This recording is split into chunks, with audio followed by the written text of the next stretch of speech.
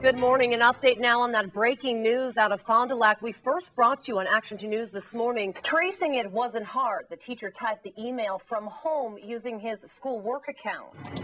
Representative Nygren got it, read it, and immediately forwarded it on to the Capitol Police. You can see the destruction it left behind. It really speaks for itself. This used to be actually 2 barns, and this here was a silo. Right now, State Patrol has the road blocked off here on Hillcrest Drive. They're keeping us far away from the area where the shooting took place. I can see one of the maps over there and all the green rain headed into our area, which is appropriate considering it's the first day of spring. The Department of Administration estimates 5,000 people filled the Capitol. You can see many of them are still on the steps there. They've been chanting and singing throughout the afternoon. In the pews of St. Mary's Church, people find comfort in prayer. Their faith is one of the few things that remains in place when so much around them is not. Some people are scared. They got scared. It was a bad storm. That bad storm left a tree in Bill Campsell's living room. Lost part of our chimney, broken windows. Still, on this Palm Sunday, he's counting his blessings. Looking at his neighbor's house, he knows it could have been a lot worse. We were very fortunate here. No loss of life, no injuries. It's a blessing. It'll take weeks, possibly even months to clean up. I'm hoping to have everything cleaned up in our yard at least by June. That's my goal. We'll see. Traditionally the day of rest, for many there is little time for anything but work. We've been working late every day. We've been working almost dark every day. We worked yesterday, Sunday today, we're working today. We'll be like this for a while. And while things may never be exactly as they were, returning to what is normal will take nothing more than time and a little faith. In Kaukauna, Molly Hendrickson, Action 2 News. Every day, millions of people arrive at work and log on to find an inbox full of emails. But some deserve a little more attention, especially when you're a member of the Wisconsin legislature in the middle of a fierce political battle. In today's world, however, we've seen the shooting in Arizona, and that all started with an email. And so does this story. This email was sent March 25th, laced with expletives. The sender writes, "I pray that a semi-truck will run you over. If there is a God, Governor Walker will be riding with you when the truck hits." I think the biggest concern I had was the vulgarity of it, the anger behind it, and the fact that if he's a teacher in a classroom. That email came from Rob Schneider, a choir teacher at Peshtigo High School who's been in the district for 18 years. Tracing it wasn't hard. The teacher typed the email from home using his school work account.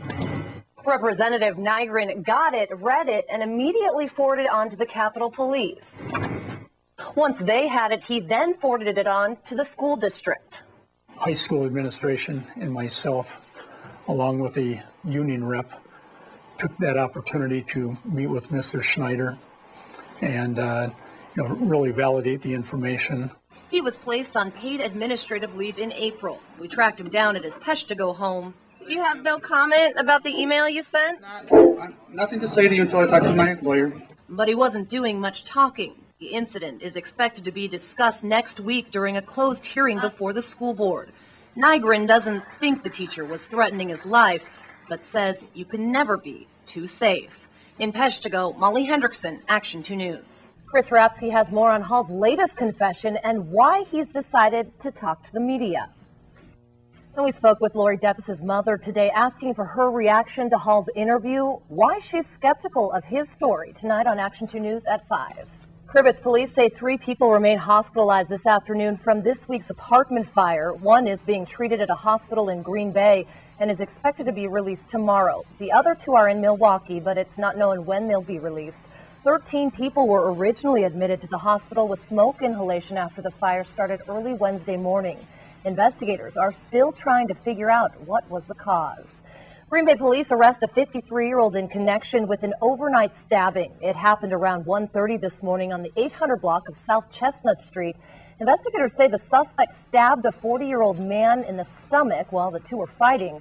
The victim suffered non-life-threatening injuries. Police say alcohol was involved, but did not say what started the fight. Action 2 News has learned the plan to recycle materials from the old Washington Commons Mall is now on hold. City officials tell us bonding fell through for the Milwaukee-based salvage firm Pick to recycle the mall before it's taken down this fall. The project was supposed to generate $200,000 for the city.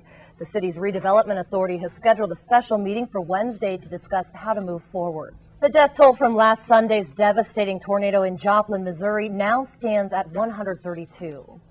Unfortunately, at a news conference today, emergency officials updated us on their efforts to find the 232 people listed as missing.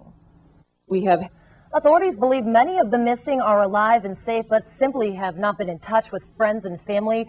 At the same time, they also caution at least some of the names on the list are likely among the dead.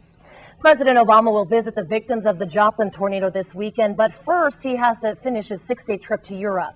He landed in the Polish capital of Warsaw today, the final country on his schedule.